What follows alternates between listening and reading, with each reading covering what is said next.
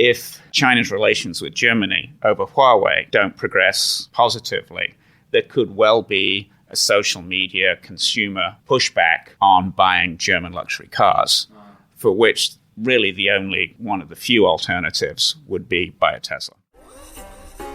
Sounds like they're just saying ching chang chong. My chance new girl watch made in China. We play ping pong ball made in China. Another year, another recap and look forward with Gordon Orr, longtime McKinsey partner, LinkedIn Wang Hong, and board member of Lenovo and Meituan, among others. We'll talk tech, trade, Chinese consumers, MBA, and a lot more. Well, Gordon, some year. Well, Jordan, thanks for having me back again. And congratulations on another great year with the podcast and the newsletter. So, tech tensions. I wrote a story in my newsletter, which you should all sign up for, ChinaEconTalk.substack.com, about how Microsoft won over the Chinese government over the 90s and 2000s, such that when Hu Jintao went to Seattle, he told Bill Gates just how happy he was to be using his software every day.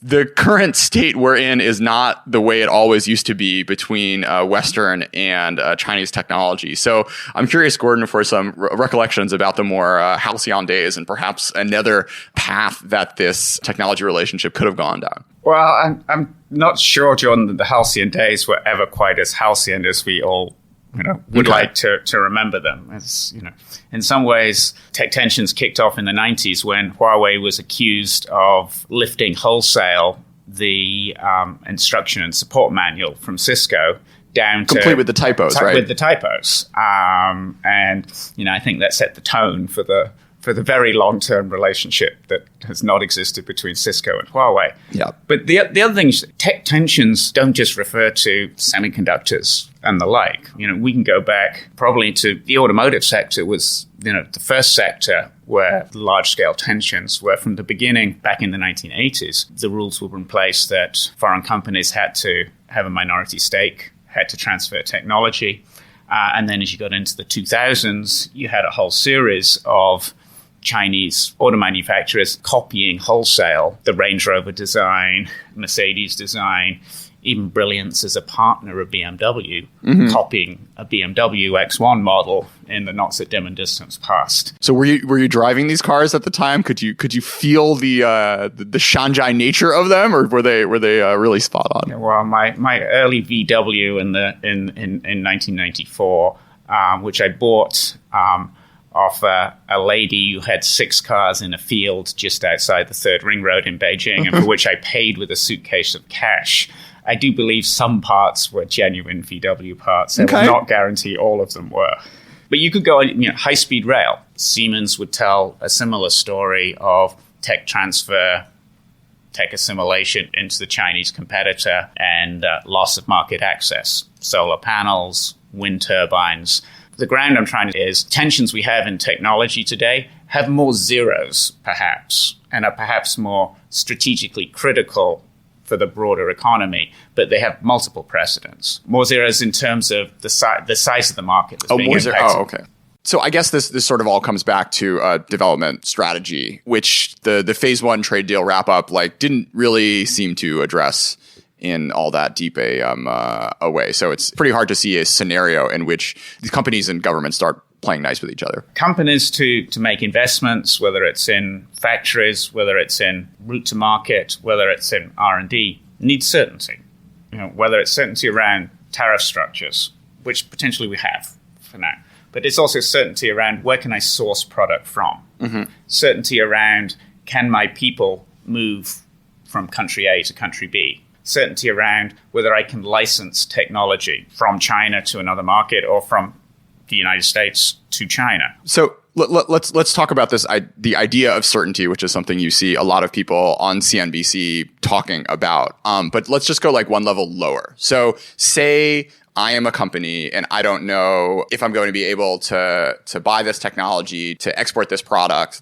That just pushes out timelines, that makes you spend money less efficiently. What are the second order impacts aside from making the board members frustrated that there are more question marks in the projections? It definitely delays capital investment decision making. Certainly over the last 18 months, many manufacturers in China have delayed manufacturing investment decisions, but they've also delayed upgrade decisions where they might have been investing in robotics or AI or big data to improve productivity within the factory. So I guess the sort of part of the Trump administration's aim was to get folks instead to be investing in their American plants or their Western plants or their Vietnamese plants. How much do you think this the trade war, as well as like the temporary resolution we're seeing now, has succeeded in that goal? Well, I think solution one was to try and get them to invest in the United States. Solution two would be other places than China. Sure. If you're a major global manufacturer that's got a lot of manufacturing in China and in other places around the world supplying to global markets, you've got a manufacturing footprint that allows you to make fairly sophisticated supply chain decisions about how do we slide production around from one facility to another. Those decisions you're making in the context of whatever the tariff structures and whatever the supply chain constraints are. Yes, that increases cost. It adds frictional costs to the system. And if it's a cost that pretty much everyone in the industry have to bear, that means almost certainly at the end of the day, the product price to the end user is going to rise. Yep. The second thing to bear in mind is, the proportion of output from these kind of big global companies that might be going to the United States from their China factories is maybe 12, 15%. Mm-hmm. It's not going to be more than that. And certainly, if you have a significant market share in China for China, you're not going to be shutting down your factories because of the tariffs between China and the US. Sure. You'll be finding an optimal path, whether it's Turkey or Poland or Mexico or Vietnam, to make those products. And that proportion slides out, and hopefully growth in China or growth in the other markets you're trying to serve will fill that gap in the factory in China. So I've been writing this story about Bible production in China, and I've been talking to all these Bible factory owners in the U.S. and who do publishing and manufacturing. And two fun points for that. So first, over in like mid 2019, when people were worried about the second tranche and hitting 25% of everything, the argument was that this is an attack on religious freedom because you shouldn't have to pay $3 more per Bible to teach your children about the word of God. But also, the most expensive Bibles are actually mostly produced in China because there's handiwork in them. So you have, like the leather bound and the ribbons and the sewing and whatnot. But there's been this like story of technology upgrade over the past 20 years, where first there was like a Western firm who had a factory in Shenzhen, and then the managers left and now have their own places, and they have this like built-in market because one of the companies is the only ones that's able to sell domestically. But all these folks who do contracting with the big Chinese Bible manufacturers are now looking India and Vietnam, and they're running into all these problems of like there isn't enough pulp, and there aren't like the right trees in India or what have you. But it's been fun now that I have more time to like actually do some reporting to hear these stories of people really having to grapple with like the with these like big macro political things, like down to like where's our next factory going to be built? I mean, it's a great example of the impact on industries where essentially 70-80% of the industry's output has migrated into China over the last 30 years. I mean, if you wanted to do another one that's very different but same kind of struggles, is pianos. 70-80% of global piano production is in China at this point.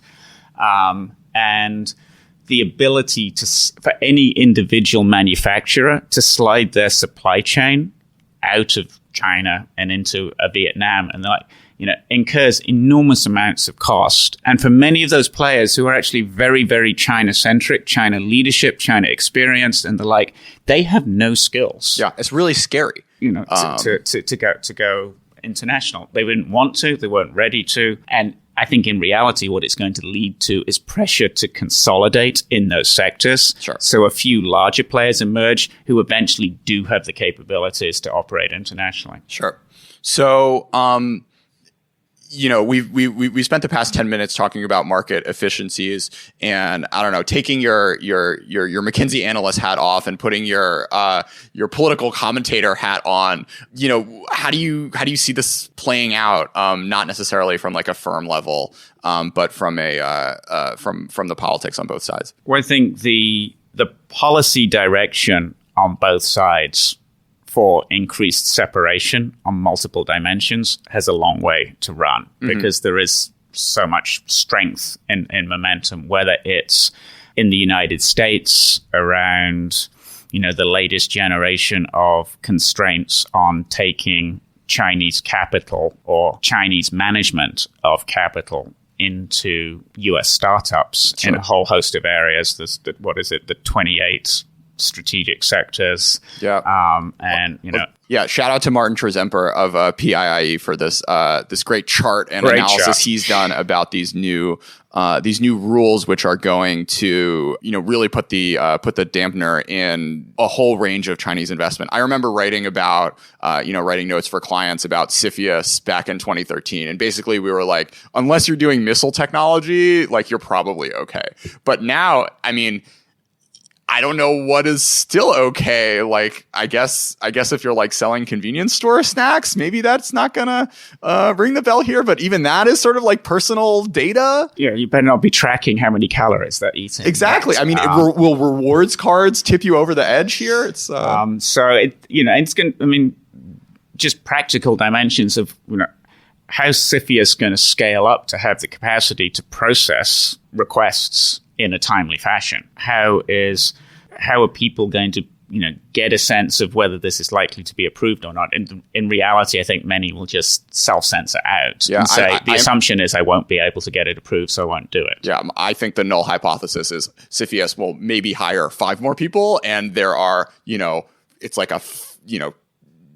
this is like 20x the amount of stuff that potentially falls over it. So I can totally see Chinese investors just washing their hands. I think there's another big uncertainty, though, that's around retroactivity. Of to what extent are these new regulations going to push onto VC funds that have made investments that have 10, 15% Chinese capital, or have a partner in the fund who is ethnically Chinese or has a Chinese passport. What's the cutoff on all of these things, and how much and how aggressively will they look backwards? Yeah. Well, let's talk about, I guess, the sexiest CFIUS story, which is TikTok and the potential for them to be forced to sell what has been like one of the most impressive Chinese consumer tech stories over the past few years. So any thoughts on this? It's obviously a U.S. political decision, and I'm not an expert on that. But as I say, the direction of travel is absolutely going to make it harder and harder for TikTok to operate in the US under the current ownership structure. So even if they escape with some kind of restructuring and oversight board and the like in 2020, is it going to get more challenging in 21 and 22? Absolutely. My only hot take is like they bought this in 2015, 2016, and there's a double jeopardy aspect of CFIUS where had they been smart and gone through it, they would not have had this massive vulnerability. And I guess at that time, they had no idea this was really going to take off in the way that it was. But that seems to be like a very poor tactical maneuver back then. Well, I think you're making an assumption that CFIUS isn't allowed to say, I've changed my mind. Yeah. Talk to me after I finish law school, and I'll have a better answer for you there. You mentioned semiconductors earlier. You wrote a bit in your 2020 story about TSMC and the role Taiwan is going to end up playing in this big tech fight. So what are your sense of what the Taiwan-based firms are going to have to endure over the next couple of years? Taiwan's GDP seems to be plowing ahead at the moment, so something's going right. And it's 3% growth last year, so which is pretty good for Taiwan in recent years.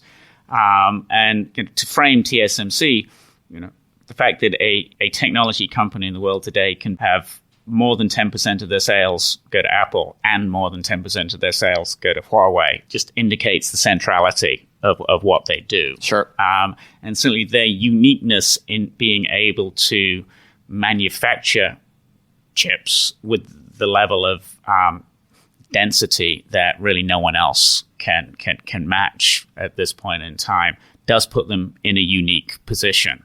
And the fact that they're manufacturing in Taiwan for the most sophisticated chips uniquely, not in the US, not in mainland China, again, puts them in a unique position. Clearly, they're going to face commercial pressure. They're going to face more political pressure. And they, I think, will face some pretty challenging investment choices in the near future, whereby I think governments will put pressure on them to say, if you're going to supply to our key companies, whether it's in the US or in China, you have to have manufacturing based closer to those companies. Sure. So in the U.S. in particular, there's been some whisperings both from Democrats and Republicans about industrial policy and how sort of the right answer to the China challenge is not necessarily just these tariffs, but also spending a lot of money and learning some lessons from the Chinese playbook over the past 20 years of like picking industries and pouring a lot of capital into them. What are your thoughts on this train of thought? First of all, one should look at the success rate of China in trying to pursue that sort of policy. In the technology space, China's been trying to build world-class semiconductor capability for 20 years? Yeah. World-class automotive industry for 30 years. Doesn't have either of them at this point. And you can also look at Europe in the success of industrial policies. You can look at Japan on the success of industrial policies. And yes, you can identify selective winners, but you can also identify way more losers in most cases, where government capital has gone to support and prop up industries of the past, companies of the past, rather than creating companies of the future. Shout out to British Steel. Hey, the UK has managed to sell its automotive industry at least 3 times, and now China owns a lot of that. So why not the same with the steel industry? I think we're about 2 weeks from closing on that one. I guess it's an interesting sort of narrative thing, because what would stick in your mind is not kind of like mediocre cars that are being produced, but rather solar taking over. The article that gets written is not, China wasted all this money, right? It's like you interview the sad American manufacturers who've gotten screwed over by like the one industry that actually went really well. And then I guess even thinking to the back to the past 10 years, like the last time America had a sort of like big industrial policy push was 2008 with a stimulus, and like, people tell the Tesla story out of that. Even though in the time everyone was like Solyndra and like, look at all this like wasted money being spent. So there's an interesting sort of narrative question of like what captures people's attention. And on the one hand, like sometimes you can get blamed for wasting all this money, but you can also go to the factory that's working and get to brag about how awesome it is and how it wouldn't be there without you. You're just dealing with the classic survivor bias problem in declaring success around who's still alive. Mm-hmm. And the survivor often is great, but you sum it all up and you look at the ability of governments of any stripe to be smarter than the market at picking winners. And I don't think it's a very good track record. Sure. Then there's also the debate of like, is industrial policy or basic research really where you want to be spending your extra marginal, $10 billion if you're worried about losing technological supremacy? Well, I think in an ideal world, as a large-scale technological leader, as a nation, you need a balanced set of investments all the way through the R&D stack of you want to be doing with universities, with defense institutes, absolutely leading edge primary research. And then you need to be balanced in applied, and you need to be balanced in commercial. Yeah. And I don't think that either the US or China has done a great job of balancing investment across all three. Yeah. I mean, in China, you've had this with the private sector funded companies, a lot of whom have got American capital funding them, just a rush to scale and saying, I need to be the largest first. I need to dominate the market. And that doesn't require fundamental R&D. It requires incredible aggressiveness in commercialization and pushing through. And again, creates survivor bias, but a lot of good examples of where that's been the right outcome. Sure. So then there's the question of like, does this kind of operational skill end up transferring into other, more R&D intensive parts of these firms? Not very naturally. Yeah. Because if your DNA and your mindset is, I want to dominate my horizontal sliver of the stack, and I can procure all the key components that I need from world-class suppliers, and I can just integrate them and put it in the market faster than anyone else. That's a commercially very attractive strategy. Yeah. It's one that I know I have the capabilities to do. And it's many ways lower risk than saying, I'm going to put 5% of my sales into something that may pay off 15 years from now. Yeah. I haven't been in business that long. How do I have that? How do I CEOs who are like 33? How do I create that kind of mindset to do that? It's just very, very different. Sure. So what is the right way for governments to incentivize these firms to do the sorts of things that they want for sort of like national competition purposes? I think it starts in universities of creating the right environment in universities that encourages world-class, high-quality academic research that starts in a purely academic sphere that then can evolve constructively into partnerships with businesses over time. And then you create a regulatory tax policy environment that rewards early stage risk taking, whether it's around what kind of pre-revenue companies can raise public money, whether it's around the kind of tax breaks and subsidies, whether it's around the talent incentives that you have, and create geographic clusters probably around those universities of where just the ecosystem gets to critical mass and then builds off itself. So there was a moment in 2019 where it seemed like the trade and tech war would potentially slip over into the financial markets, which really would have been an escalation on both sides. Can you talk a little bit about that story, what the threat of U.S. delisting, the VIE, nuclear option, and how those things, if the trade war goes south again, may end up playing out? Yeah, this does seem to have paused for the time being, but I think I would call it a pause. That we haven't reached a settlement on this. That if you go back in time, many of China's leading tech companies, Alibaba, JD, Pinduoduo, they're all listed in New York because the markets were deeper. The sense was those markets understood tech and would rate them higher, and because of the legal entity structure that most of those companies had created, VIEs. It's also nice getting money out of China. Well, that as well, but they weren't able to list in China under the VIE structure. There's, even since the earliest listings, there's been an issue of regulatory compliance for all these Chinese companies that have listed in the US in terms of making their audit papers available to the regulators, as is required by the listing authorities in the United States.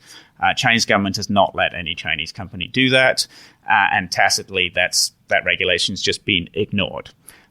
So the threat of enforcing that regulation is what would de facto lead to those companies being delisted. Additionally, there was a political push from, I think, mainly Republican senators to say U.S. fund managers should not be putting U.S. citizens' pension money into these Chinese companies. Yeah. More of a political push. Sort of like a BDS story, but for Xinjiang. And what we've seen in parallel to this is, Hong Kong has become more credible. Tencent's listed there, Meituan's listed there, Alipay is going to list there. Alibaba did its dual listing there last year. So there's more availability of a backup plan. Plus, my understanding is now, talking to some unlisted VIEs in China, that they believe they are now able to list in China as VIEs. Haven't seen one actually do it yet, but think we're headed. Sorry, a little background what a VIE is. VIE is in one sentence, is a structure that allows greater than 50% foreign ownership of Chinese companies in sectors where that is technically not allowed. And it does it by separating ownership of the underlying physical business from the ownership of the financial returns that it generates. So what sorts of firms are these? Or what are the famous ones? Every Chinese internet company. And so coming back to Hong Kong, you mentioned it's become more attractive. But on the other hand, we've had a year of protests and a year and sort of like darkening clouds, which don't seem to be going away anytime soon for the future of that city. So how are these two trends playing out in parallel? Financial markets in Hong Kong, have continued to attract IPOs, continue to attract new capital over the course of 2019 and into 2020. As I said, I don't think Hong Kong is the only option now for Chinese companies if they were to delist from the United States. I think quite a lot of them would actually at this point go back to Shanghai. Mm-hmm. And so I think there is some flexibility around that now. Talking about Hong Kong, let's come to the NBA story. Were you surprised in how this ended up becoming such a hot button issue? Not really. The NBA situation has a lot of resonance to many of the corporate incidents that we've had over time. Yeah. Of where a corporation unintentionally generally makes a statement, puts something on their website, puts an advert out that upsets part of the Chinese social media community. And corporates find it incredibly hard to react as quickly as is necessary to deal with social media. The NBA overlay is you have very prominent individuals who are part of the NBA, the players.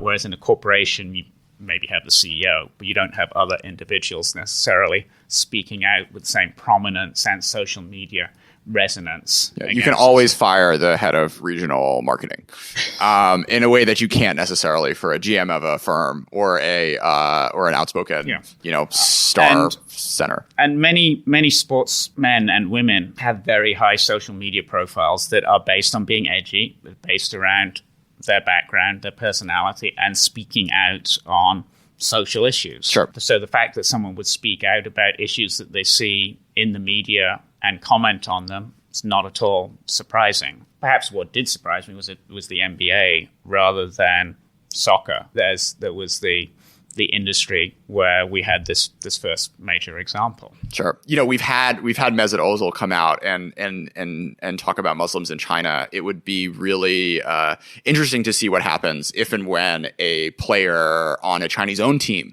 ends up doing this. We had a bit with Joe Tsai and the Brooklyn Nets, but none of his players themselves were actually doing anything. It was more like 20 fans showed up in the audience wanting to protest for a few weeks. So there is another flashpoint, which is certainly coming soon, and it will be a real test and probably a bigger moment of reflection for Europe as well once the dominoes start falling across the pond. Yeah, I actually had a chance to go to one of the Brooklyn Nets games right after this incident. Oh, fun. And it was a stretch to say there were 20. I think you might say there were 2. Okay.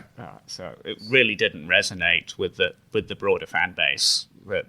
I mean, I think it's I don't know if it resonate with the broader fan base is the right frame as much as like this is the this stuff has been going on for years, right? Of, Gucci having to apologize, of some airline having to apologize, and no one cared at all. And all of a sudden there's something where you had at least in the media, I mean, I don't know if I've seen any polling about this, but there was a real sense that this was a bridge too far. And I think more than any of the other stories, and really any of like Trump's railing on China over the past, oh my God, almost 4 years now, that this was something that American consumers were interested and engaged in. I think the sensitivity as corporates, particularly in the soccer world, is partly because the visibility of the sponsorship is incredibly high. With the name is like on the shirt of the player, and in large letters. And as you say,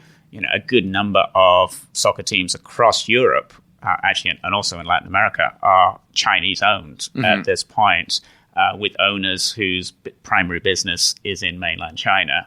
And in some way, they'll have the same, even greater level of sensitivity to how they're being perceived in social media in China, as well as by the government in China, should something blow up with one of the players on their team. EVs. What is the history of electric vehicles in China? Last week we had Elon Musk dancing on stage in Shanghai celebrating the rollout of his first domestically produced Tesla car. But I'm curious for your a short story of how we've gotten to this point and the interaction between the international and domestic players here. I think this is an evolution of China's 30-year desire to create a world-class automotive industry. Yeah. And having failed to do so with internal combustion engines, perhaps the government seeing this as an opportunity to leapfrog and really create the global center of excellence for what they view as going to be as important an industry 20 years from now as internal combustion engine vehicles are today. So a long period of subsidies. Subsidies at multiple levels, subsidies to OEMs, manufacturers, subsidies to battery developers, subsidies to consumers buying the cars, whether it's direct subsidies or getting the license plate cheap, subsidies implicit in building the infrastructure to support, so the charging stations and the like. And so if you just take the snapshot today, when people say, the electric vehicle market in 2019 in China didn't have a great year, it's 3 to 4 times the size of the US market. Yeah. And it's not just cars in China, it's also buses. You see more and more cities where the passenger buses have gone 100% electric. And by the way, BYD has a very nice factory in California making electric buses for the US market. The one thing that sort of stuck out to me that I thought was really interesting about the subsidy policy is, the idea is to have large national firms, right? But because a lot of you were talking about the levels of subsidies, right? You've had national subsidies, you've had provincial subsidies, and you've even had like city level subsidies. And there have been some academic studies on this where actually there's been enough regulatory capture at the city and provincial level that there are way too many, the market shares of the firm based in Sichuan is way higher than it is for all the other places, because they've been able to say, your windshield wiper should be X length and your charging needs to be this certain voltage or what have you. But totally. I mean, and that's, again, an extension of the way the automotive industry worked for its first 20 years in China. Yeah. VW's share in Shanghai was way higher than it was in other cities. So that actually benefited and cost multinationals, not just local guys. So absolutely, the electric vehicle industry is going to consolidate. It's interesting because this comes back to our industrial policy question as well. Is it's a very different thing from conceiving of it, and the actual implementation gets very messy and very captured very quickly. And very inefficient and very, if you're a purist, value destroying. Yeah. For everyone other than the guy who wins at the end of the day. Where the has been, I think, slightly more efficient subsidy and investment support is around the battery side of things. Yeah. And if you say the battery is the key component going into that, having CATL, having LG and other foreign guys, 100% foreign owned, invested in Tesla doing its gigafactory here as well. The manufacturing scale, the learning curve on producing batteries, Chinese production in China is clearly going to be ahead of the rest of the world. I think Tesla's timing in many ways is absolutely fantastic of coming into China at this point. Already just with imports, China's double digits. I think it's 12-15% of their global sales last year was in China. You can Teslas. Yeah, you can easily project that number could go up to 30%. Tesla becomes a China-centric company. Yeah. 5-10 years from now, because the market's going to be so much bigger here than in the United States. They say they're going to put an R&D center in so that the next round of cars that the Chinese characteristics. And I don't actually know what that exactly means in China for electric vehicles. But clearly, every major internal combustion engine manufacturer has China-specific models, or it launches the models in China first before it launches them in the rest of the world. And one of the big uncertainties for Tesla to the upside in China this year is if China's relations with Germany over Huawei don't progress positively, there could well be a social media consumer pushback on buying German luxury cars, for which really the only one of the few alternatives would be buy a Tesla. Yeah, there are, all you see are Audis on the street here. So, And just given the relative size, I mean, it would only take a marginal reduction or a marginal switch in purchases from German premium cars to Tesla for Tesla to be able to get to 150,000 units of sales in China. It's interesting the sort of government seeming embrace, the Chinese government seeming embrace of China. You know, we've had Elon Musk hang out in Zhongnanhai and whatnot. And on the one hand, like, so how does Tesla's entry and increasing engagement and building in China play out in the ideal situation, and then on the downside from the Chinese government's industrial policy perspective? From a Chinese government perspective, it's great to have a very visible, vocal champion like Elon Musk saying how open China is to foreign investment. The second is by having the world leader manufacturing in China, sourcing in China, designing in China, and selling in China, the intent would be to stimulate Chinese players to up their game. Sure. The risk is, I think, that all of the traditional internal combustion engine guys have got a pipeline to introduce, the best part of 100 electric vehicle models into China over the next 3 years. And we could be pretty comfortable that, those vehicles will be well designed, they'll be cost effective, they will be China-centric models because they're coming from companies that have been operating in China for 20 years. Yeah. There is a risk that 5 years from now, China has the largest electric vehicle market in the world by a factor of 10, and 80% market share belongs to foreign companies. Depending on where you are in the Chinese government, that could be a great success or a major failure. Sure. Because the supply chain will be entirely in China. There'll be millions of people employed in the industry. Sure. It's not going to shift anywhere else anytime soon. The battery design technology is going to be here in China, and China will at that point almost certainly become a major exporter of electric vehicles. Sure. I guess the upside from that story is like Tesla becomes the Apple of the 2020s for this industry, and then ends up sort of spinning off all these other Chinese firms, which like at some point will be able to make their beautiful high-end cars and create Huawei Mate Pro equivalents of Tesla S's. But even if that eventuality doesn't end up playing out, you still have an enormous sector which you can sort of claim to have like birthed through your foresight in your Yanguang or whatever. And Frank, you could argue that it's a benefit to the world. Sure. That China subsidized the creation of this industry and has shifted the world away from pollution generating cars to electric. Sure. So Chinese consumers in 2020, you talked about how there are a lot of young people with no babies and no debt, which leads them to be spending a lot more money than their parents' generation used to. What are the sort of implications of this going forward? A couple of other implications around what they're not spending money on. I mean, many people in their 20s, 30s are coming to the conclusion that they'll never be able to afford an apartment. Yeah. So they're not bothering to save up for it. So on this show, Gooser FM, which we talked about last week, one of the guests was this like young man in his early 30s who, like you were saying, very early just decided he was like not going to buy a house and like not going to buy a car. And he just is comparing himself to his colleagues who like make the same amount of money and they're like stressed all the time. And he's like, I go into the convenience store and I buy like 4 sodas and like I have 1 sip of each of them and it's great.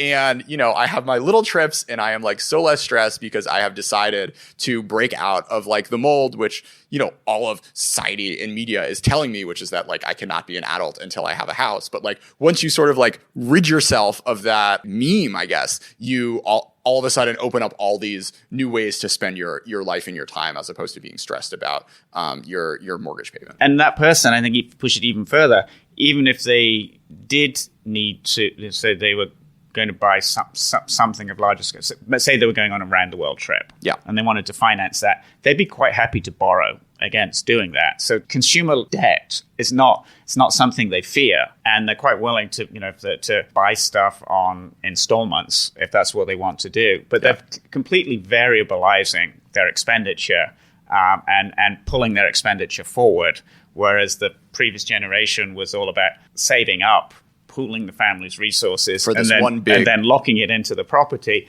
That we can all speculate around, what's the direction of property prices in China city by city. But I think we can all agree that the returns that the last two generations have captured in property are not going to be available to the next generation. So it's a pretty rational response on folks' ends. I mean, like, renting is great. I don't get it. Like, you can put your money in other things, and then if this one, you can like diversify and like have a liquid asset. I've had a few conversations around this with other Chinese young people, and like it's such like a breakthrough moment. Like, once you realize you don't have to do this, but I mean, it is such a social and cultural thing that it does. And we're talking about the early stages of this trend. Yeah. I mean, if it really does scale, then it has enormous implications around previous generation of families that own multiple homes. Yeah. And the fact that they won't be able to release the capital. They may be able to rent them, but they won't be able to release because the secondary market isn't going to be particularly strong at all.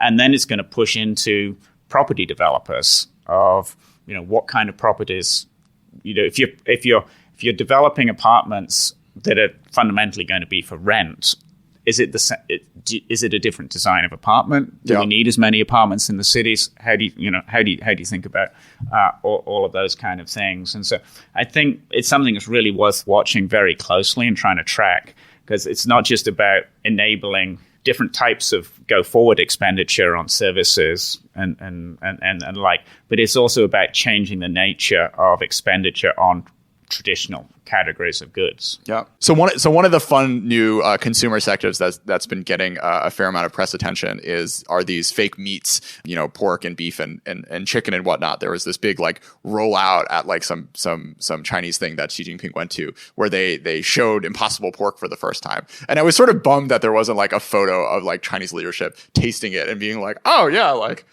hi Xiong. So I had one at Wagas recently. They have like a fake pork thing. Not impressive, but maybe they're not up to like the current generation of like super flavor. The push for plant protein meat substitutes is clearly a global one, but I think it is one that's coming to China. In the US, it starts primarily on beef because it's the dominance of beef consumption in the US. Yeah. In China, it rationally focuses on pork. And at a time when, more than half the stock of pigs in China has been wiped out by disease, it's an interesting time to have the conversation. Sure. And it's not just, it's a health and safety conversation, not just a, is this good for the environment? Sure. Conversation. And which is different from the rest of the world that has much more faith in its cold chains and whatnot. Exactly.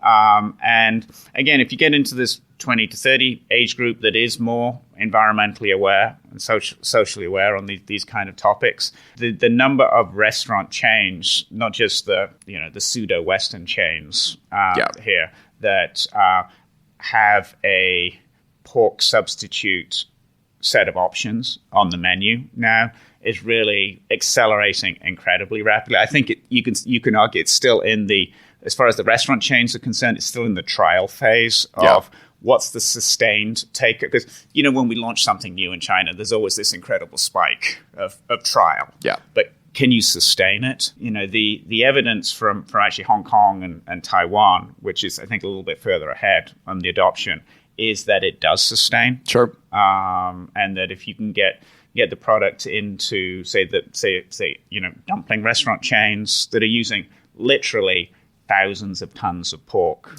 a week across their networks, you only need to capture 5% of that, and you have a pretty interesting market opportunity. Are you a fan of these like Buddhist vegetarian restaurants? Have you been to any of them? I have been to them. I think that's a different. At the very highest level, it's the same theme. Yeah. But practically for your average user, they're going to say, I want a meal that looks and feels like my usual comfort food, but I want it to be a little bit more environmentally sustainable. That's where these new types of pork substitute come in. And by the way, there's multiple domestic manufacturers investing in this area, as well as the international players and from Hong Kong and Taiwan. It's an area where there is R&D, but it's not what we were talking about earlier, way up the stack R&D. It's more art type R&D in the sense of you're creating a recipe. Yeah. As a kosher style Jew, it's really fun for me to have like Hongxiaorou and just like get a bit of a sense of like what like half of the Chinese menu, which I never touch, is like in these Buddhist places. So last fun story. You wrote a little bit about the rise of theme parks. There's like a Beijing Universal coming in. We got a Shanghai Legoland. What's your preferred ride? Oh, I'm way too old for rides. Oh, come on. Which one would I invent? I mean, yeah, it's theme parks is symptomatic of Chinese families, not just Chinese families, but just Chinese groups of people who want to go out for a destination day and event. And, around in Guangdong, we've got a pretty well-established tradition of adventure theme parks, rides, and the like. Great, like safari going on there. And, Disney in Shanghai, been there, proven to the markets that foreign branded theme parks can be successful. Lego piggybacking, on Shanghai. I think what's close to $1 billion they're going to be putting into that. I think the opportunity, given the size of the middle class and the, as we talked about, willingness to spend on this kind of personal entertainment, it's going to get higher and higher. I think a lot of it's there'll probably be two themes. There'll be the theme around the family park, and there'll be the theme around the 20-somethings going as a group. Yeah. And maybe there's a bit of an intersection, but I think both will be there. I do wonder, like, on your Beijing Universal, how it's really going to work as we're sitting here in Beijing and it's like 2 degrees centigrade. Yeah. And, if it's not 2 degrees centigrade, the PM is somewhere up over 150. Yep. It's going to be challenging. I've been to water parks in Beijing with like plus 200 PMI, and people are still getting out there. So I'm not super worried about that. But I mean, it is pretty far out. I think that's the other thing. It's like it's maybe like 1.5, 2 hours from the third ring. Yeah, but we can always build a high-speed rail to anywhere, and you can get there in 15 Well, this was minutes. didn't Epcot, wasn't this like the first, didn't they have like the first like light rail in the world or something? Oh, the first, that rings a bell. What's some story? Yeah. But so I think theme parks across China, we're really still at the very early stage of scaling and investing. And again, because of the relative size of the middle class, I think, 20 years from now, could a third of the global theme park industry be here in China? Will we be innovating in what theme parks are in China and taking ideas to the rest of the world? Quite probably, yes. So we talked about 20-somethings enjoying theme parks in groups. They're also going to be enjoying the rest of the world in groups. We already have 150 million Chinese nationals going abroad every year, which is mind-boggling, and that number is, only going to increase. What does this mean for the world when all of a sudden the sort of numbers of people like complain about like the Airbnb-ification and how like Amsterdam is ruined or whatever. It seems like a underreported thing, just the extent that the sort of human to human interaction will have, not just from a financial perspective but also a sort of like cultural and political one. I think many cities are going to struggle with this, suddenly receiving a discontinuity increase in the number of, it literally could go up 3x in 1 year, with the city having no idea that it was going to happen, just because a couple of social media opinion leaders in China went to a place and said, this is great. Yeah. And all of a sudden you get 1 million people saying, I want to go there. Yeah. And very, very difficult for cities. I think the Venice approach of potentially just having to charge people to go into the city at all and rationing the number of people who can go into central areas maybe is easier for a Venice, just given its geographic layout, than a central Paris or a Barcelona or cities like that. But there's absolutely going to be stresses on this, and I think cities will have to find ways to ration and potentially tax people, just to increase the cost of visiting, both to limit the number of people going and also to try and generate some revenue that they can plow back into the city so that residents of the city feel less upset by what's going on. Sure. So you had a little bit about 2020 and the Olympics and the upcoming influx of Chinese tourists who are willing to make a 3.5-hour flight. There's going to be an awful lot of Chinese tourists there, and they'll be swamping the high-end Japanese restaurants. They'll be swamping the high and mid-range hotels. I think in some senses Tokyo has had some time to prepare because there's basically been a decade now of growing Chinese tourists and Chinese investment of people buying apartments in Tokyo.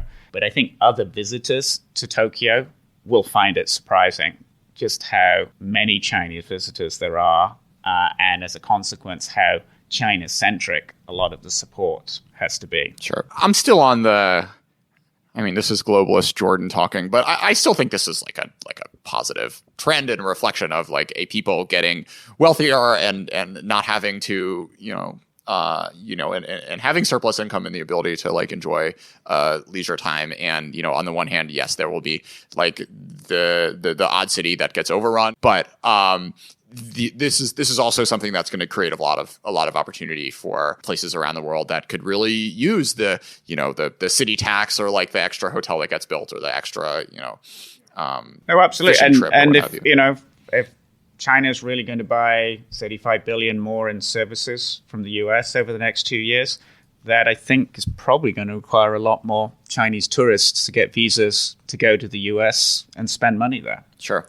So coming finally to the trade war and the kind of numbers that have been put or assigned to China as homework to fulfill their side of the bargain. How realistic do you think those are, and what sectors will or won't make the cut? And if either side sort of gets frustrated, like how do you see the ramifications of that playing out? I think the numbers are theoretically possible, but it requires pretty intense and sustained collaboration from both parties. Mm-hmm. So if you take manufacturing, I mean, clearly it's going to need Boeing to sell a lot more planes, which partly is dependent on the 737 MAX getting reapproved in China within the time frame. Potentially means Boeing reallocating planes that have been theoretically sold to other countries' airlines. Can you imagine that backlash of the plane getting approved by the Chinese government, a plane going down, and then people are like, oh, Donald Trump pushed you into making us fly on this terrible plane? I mean, there's a lot of debate on like to what extent Chinese public opinion plays for Zhongnanhai when it comes to foreign policy. But if that is the way that this story plays out, the sort of like realm, the space that Chinese political leadership has to be accommodation to accommodate the U.S. in particular will really be constrained. I suspect the risk is more. I mean, China was one of the first to stop the MAX from flying. Yeah, I think it'll be one of the last to reapprove the MAX for flying. Mm-hmm. But there's others. I mean, take semiconductors. Chinese tech companies have historically bought massive amounts of semiconductors, more an leading import category. For that to go up, let alone stay the same, requires the U.S. government to continue to permit U.S. companies to export semiconductors to China. On agriculture, clearly this is a displacement set of imports, and other countries, relations with other countries, will be impacted. Other types of manufacturing category, there's potential for China to change its regulations on importation of scrap metal for going into the steelmaking process, mm-hmm. Which basically have been blocked for the last few years by China's rule about we don't want to import the rest of the world's waste. Yeah. You could create an exception and actually probably import quite a lot. On oil and gas, again, it's substitutional, and it relies on the U.S. having the export capacity to put that much volume on ships to get to China. And as I started to say on services, Chinese students going to the U.S., Chinese tourists going to the U.S., two of the biggest categories of service revenue. People need to get visas to do that. Yeah. Other sources of service revenue is technology licensing. Again, is that going to be encouraged by the left hand of the U.S. government when the right hand wants that to happen? Yeah. Unclear. It's going to be a fascinating dynamic, because this was sort of like the unspoken contradiction through all of 2019, where the whole point of the trade war for some people was to get China to open up. And now they, on paper, say they will for certain sectors, but a lot of them are end up touching issues which people have a lot of equities and fears that engagement is actually not the right strategy. So there will be sort of decisions in China, but as well as in the US, of like, okay, well, if like the marginal Chinese student is one that's studying aeronautics, like, is that a student we want because we want to help the trade balance, or are we more worried about about trade secrets and whatnot? Lots to follow in 2020. Definitely, there's going to be left hand doing things that isn't clear that the right hand is supportive of. Sure. Gordon Orr, thanks so much for coming on China EconTalk. Thank you.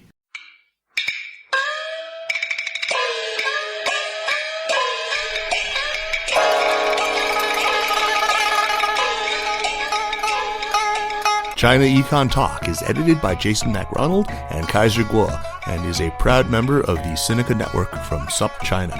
For other great shows on China, check out the Caixin Sinica Business Brief, the Pan Daily Tech Buzz China, the New Voices Podcast, and of course, the Sinica Podcast, now in its 9th year. Until next week.